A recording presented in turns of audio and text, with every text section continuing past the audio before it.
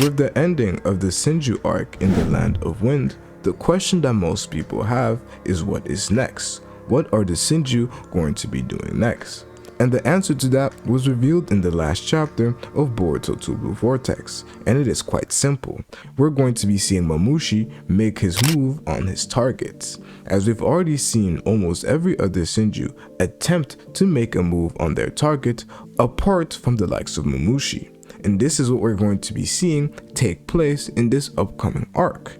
And I believe that we're going to be seeing a lot more based off the future prophecies that we have seen take place. The one thing that he did stress to Ida was that Mamushi is going to make his next move. And when it comes to Ida, the person that we obviously have to talk about is Daemon, as Daemon is Ida's knight, the one who actually does the fighting, as we've already heard from Ada herself that she doesn't actually like to fight. This doesn't necessarily mean that she can't fight, but she doesn't like to do so, which is why she has her little brother Daemon, who usually takes on that role. And it appears from what we have seen that either this panel right here that has Mamushi right next to it, and we see somebody's hair that resembles either that of Ada's or that of Daemon, regardless of who it still does hint at this fight taking place, Daemon versus Mamushi.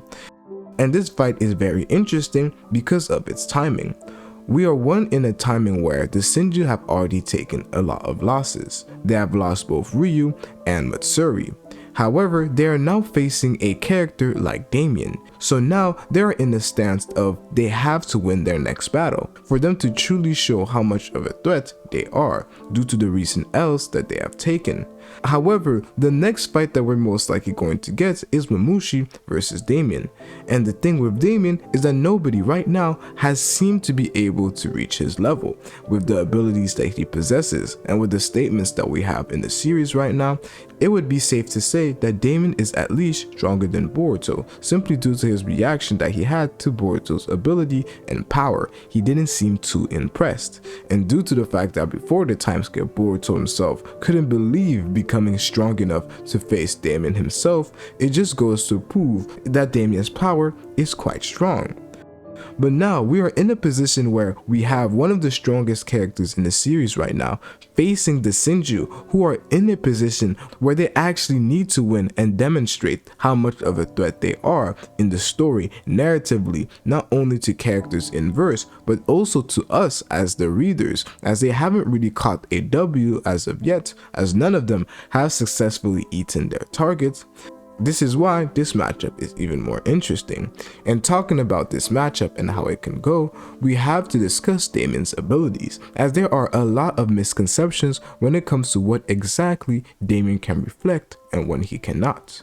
Daemon is able to reflect any attack that has any sort of malicious intent or killing intent. We are shown this in chapter 75, where even when Daemon is in a state where he is not touching anybody with his palms, he is still able to reflect Kawaki's killing intent, and Kawaki, who was the only one with guts to try it out, did end up feeling that impact. And so now how can we get this statement from Bug talking about Daemon needing to touch somebody with his palm for him to be able to reflect his attack? And this is quite simple. While Daemon can reflect any attack that has killing intent, he cannot just reflect any attack, period. This is where his palms come into hand, where the attacks that don't necessarily have killing intent can still be reflected if Daemon is touching somebody with the palm of his hands. This is why we usually see Daemon on somebody's back, as he is capable of utilizing his abilities to its full potential. And one thing that was also quite interesting to me is that Bug was also seen on Ryu's back, just demonstrating a bit of a dynamic that is going on between Daemon and Bug, where Mamushi/Bug could be a representation or a caricature of Daemon himself, or his natural antithesis, somebody who is able to negate Daemon's abilities.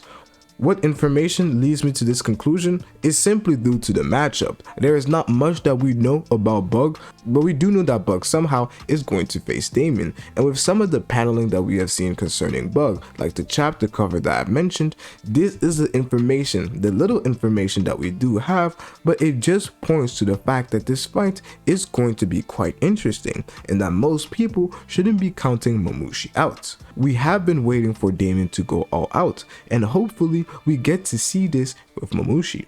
What is also quite interesting is that we will get to learn more about Bug himself when it comes to this fight, as we got statements from Ikemoto stating that the Senju end up reflecting a person's entire personality, the things about themselves that they hide and keep dormant. It is also reflected in the Senju's personality, which is why Shinki, who is somebody who tries to be as polite as possible and doesn't really show his full side due to him being an orphan and trying to please Gaara, when he is in his Senju state, he acts more childish, he acts more around his age, and he's not this stuck-up, polite guy, formal guy that he is while he is Shinki. This is due to the fact that the Senju are showcasing his full personality that he himself hides from the world. So now when it comes to Bug and his interaction as Mamushi while facing Daemon, it could reveal a lot more about himself. And when it comes to Ada and the fact that he is one of the only characters that have been able to see his clairvoyance, which just demonstrates slowly and maturely how Mamushi himself has been built to be this guy that negates other people's ability. The fact that he is able to see Ada when she uses the Sharingan and pops in there, causing Ada herself not to want to use it again.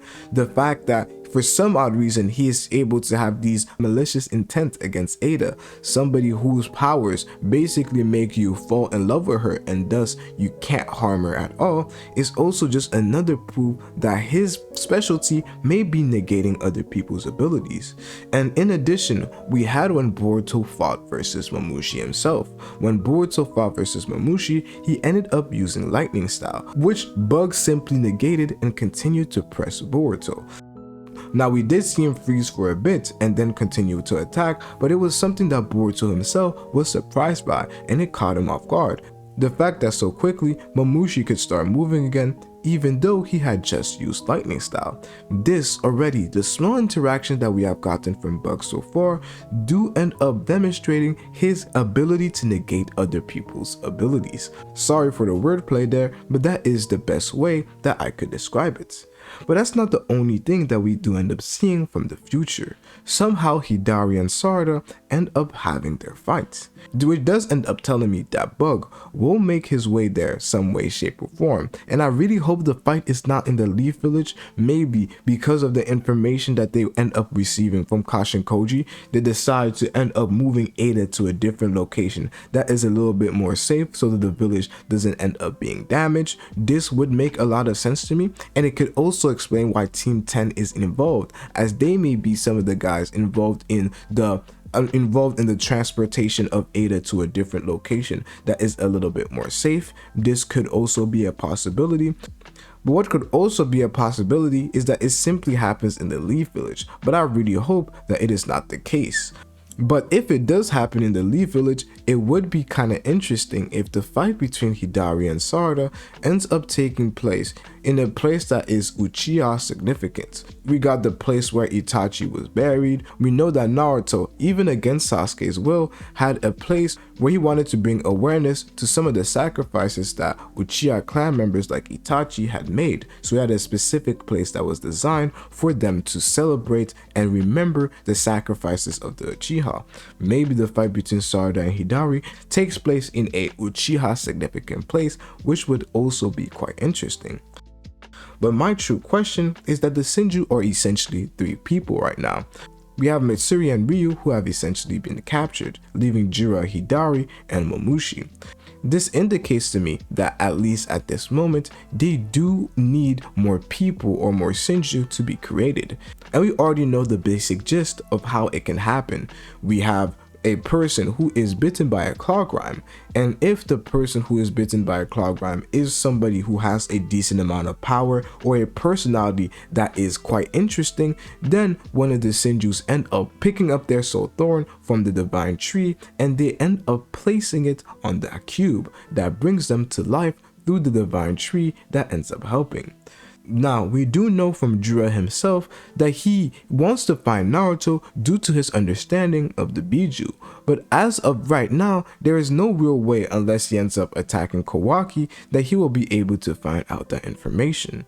Thus, I believe that we can start to see Jiraiya go to these different villages, these different places in the Boruto world, where he is now going to be able to find the different sorts of beasts out there, like the 1 tails, 2 tails, all the way up to the 9 that is with Himawari, but he's going to be able to find them, perhaps even build a relationship with them, or simply have a conversation that allows him to almost imitate Naruto in a way and develop this understanding of the Biju, just like Naruto himself, which when he is ready to go and perhaps free Naruto to have this conversation to devour him, then he can do so after gaining a little bit more knowledge and tapping into his curiosity of exactly how Naruto himself was able to have this relationship with the Biju, which is something that he finds so interesting that it starts to create these feelings that have allowed him to now target Naruto himself. And that's where I believe that we can slowly start to see Jiraiya go to these different villages, potentially even meet new people, where he then ends up making an army, or then ends up adding more people, leading up to the final arc of the Senju saga, an army that Jiraiya personally picked out due to his curiosity, due to him going out to these different villages, and now he has amassed this army. Potentially something happens to Bug, potentially something happens to Hidari where they're not working together, but Jiraiya then comes back with this army based off his curiosity and the things that he has found interesting, and then we see the final conclusion to the fight between Jiraiya, Kawaki, and Boruto, and perhaps we see something interesting from Code. So those are my predictions to the arc that is to come right now.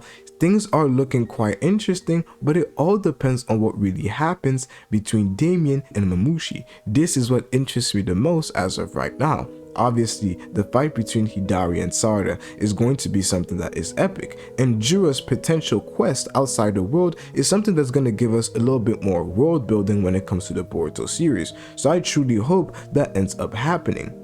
But what is bound to happen is change, and that is due to the fact that Boruto and Kawaki, they may have changed the future and averted the death of Boruto himself, but whether they changed it for the better or for the worse is something that we still have to figure out. And to get a better idea on this, you have to watch this video right here.